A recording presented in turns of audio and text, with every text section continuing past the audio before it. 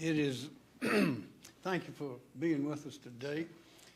Senator Graham is exactly right, and it is really hard to believe what is in this bill. It has now passed the House and is in the Senate. And as you know, the votes are 50-50 in the Senate between the two parties. But this bill, H.R. 1, threatens the constitutional sovereignty of the state of South Carolina. Now, those are not just words. That's very important. This country, our state, is built on the sovereignty of the states. This bill takes that away. Like others, I have sworn an oath to preserve, protect, and defend the Constitution of this state and of the United States. An oath, so help me God. Many of you have taken such an oath. As long as I am serving as governor, I will stand up against those who seek to infringe or deny South Carolinians their constitutionally protected freedoms and liberty. I must say, I've been in and out of politics for a number of years, as has Senator Graham, as have others. I have never seen anything like this. And I know there have been some people that made statements about the Georgia election reform and other things, and they have overstated it. They have erroneously characterized. They have exaggerated some of those provisions that you've seen on television and other places. But there's no way to exaggerate the danger and the harm that these provisions, if passed, will do to our state and our country. It is hard to believe they will eliminate the requirement, any kind of ID requirement other than saying that you are who you say you are, and you can register to vote on the same day as the election. It requires the states to have early voting. I don't mean absentee voting. We have a good process for absentee voting here. You can get your ballot.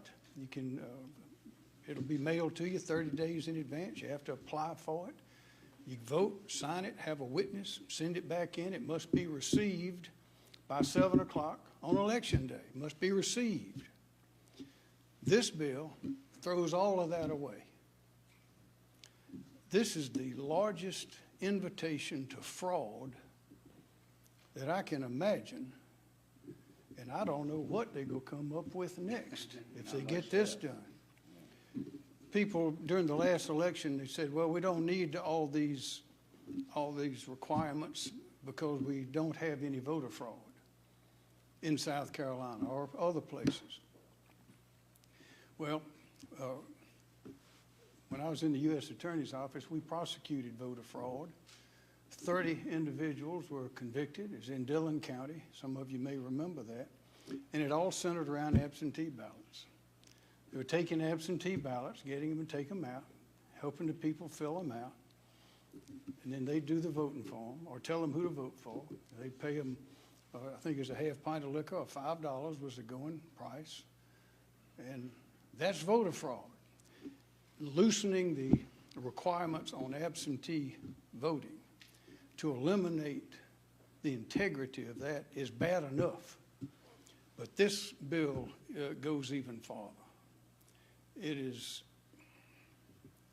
hard to believe that this bill has actually passed the House of Representatives of the United States of America. It is hard to believe. So I thank you, Senator Graham, for standing up. I know that there are many of your colleagues there that will stand up against this, and we will certainly support you and stand up here as well. Again, this is not an exaggeration.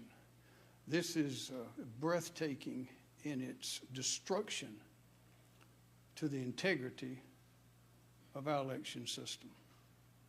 Any questions? Yes, thank you. Governor, South Carolina has not seen the type of sweeping legislation that was passed into law like in Georgia. I'm wondering, do you feel like the state's election laws need to change that at all? And if so, what is the legislation need to do? Yeah, I think we need to, Speaker Lucas has a bill in that would require each of the county election offices to operate under the same procedures under the State Election Commission.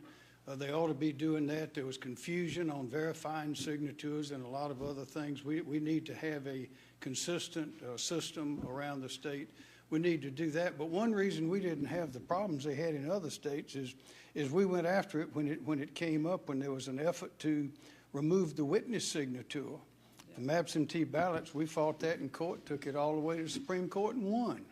I wish other states had done the same thing, had gotten into it earlier and had been able to push their way through the court system. But this thing, regardless of what we do, what our laws are here, this bill will change everything. I think it is blatantly unconstitutional.